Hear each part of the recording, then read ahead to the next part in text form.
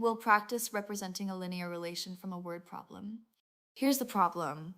A 20 centimeter candle burns at 2.5 centimeters per hour. Part A, make a table for t equals 0, 1, 2, 3. Part B, write an equation. Part C, identify the initial value and rate of change. Part D, find when the candle burns out. First, we create a table of values. At time 0, the height is 20 centimeters. Each hour, the height decreases by 2.5 centimeters.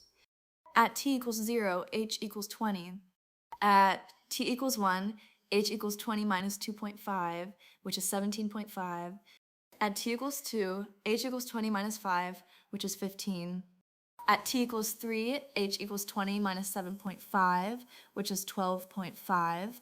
Now we write the equation. The initial height is 20 centimeters, and the rate of change is negative 2.5 centimeters per hour.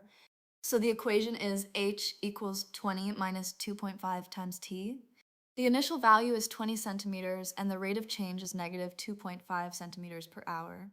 To find when the candle burns out, set h equal to 0 and solve for t.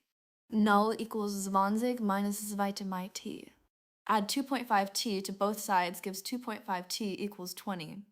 Divide both sides by 2.5 to get t equals 8 hours. The key idea is that a linear relation can be represented by a table, an equation, and by identifying the initial value and rate of change.